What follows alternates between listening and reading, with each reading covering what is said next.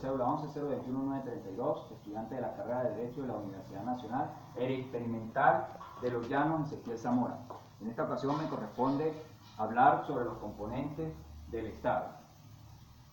Cuando hablamos de Estado, nos referimos al principal sujeto del derecho internacional, ya que este es una entidad federal que posee mayor cantidad de derechos y obligaciones. Cuando hablamos de Estado, nos enfocamos a una sociedad organizada que se encuentra determinada y establecida en un territorio que goce de autonomía e independencia. Cuando definimos Estado desde un punto de vista operativo, es perfectamente válido y posible deducir los 4 componentes del Estado, entre los cuales nombraremos población, territorio, gobierno y soberanía. Cuando nos referimos a la población, nos enfocamos en un grupo de personas unidas con un vínculo jurídico-político, a la que se denomina nacionalidad. Además de que se establece esa característica, hay una segunda característica, que es la vocación de estatalidad. ¿Qué es esto? La permanencia en un territorio y no en otro. Un ejemplo, una comunidad nómada no puede constituirse en Estado. Seguidamente hablaremos del territorio. El territorio es el espacio geográfico donde se asienta esa población y donde el Estado ejerce su poder de autoridad. Ese territorio puede ser un territorio más o menos extenso, un territorio delimitado, delimitable, un territorio continental o un territorio que se prolonga a través de ella. Cabe destacar que aunque he indicado ciertas características, las cuales no son relevantes, ya que para que exista el territorio es necesario que exista el espacio geográfico en el cual se va a asentar ese territorio. El territorio se puede adquirir de diferentes formas.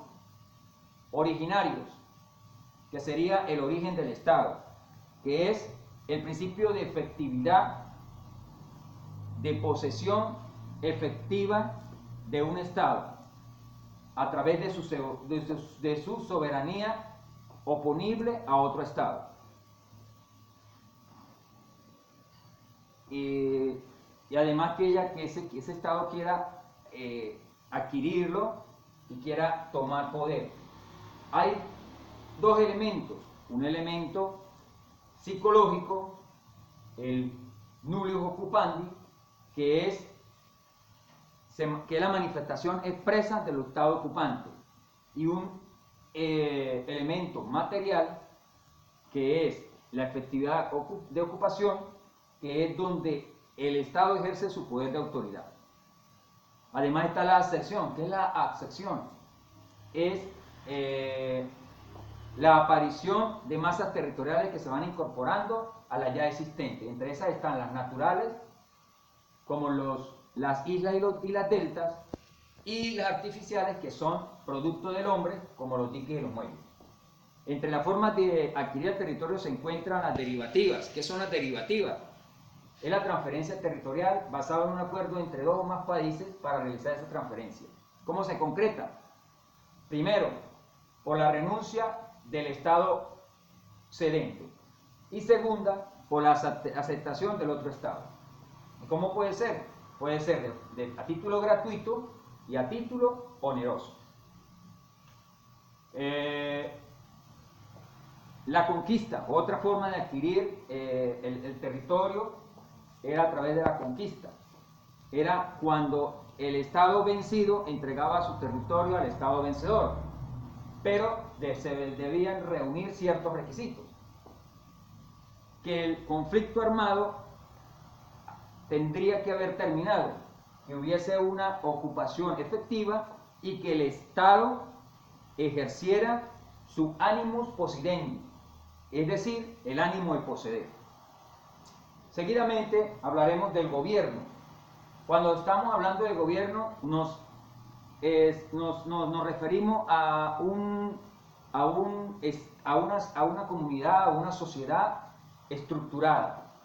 Cabe destacar que para el derecho internacional lo menos que le importa es el estado de gobierno que utilice ese gobierno.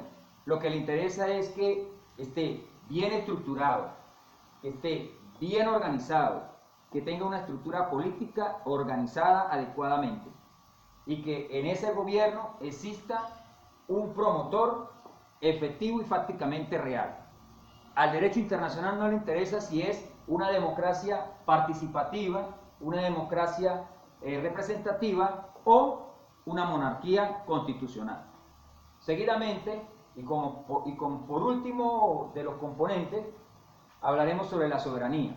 Cuando hablamos de soberanía nos referimos a la libertad que tiene cada Estado de decidir sobre sus decisiones internas y externas, es decir, decidir sobre sus asuntos.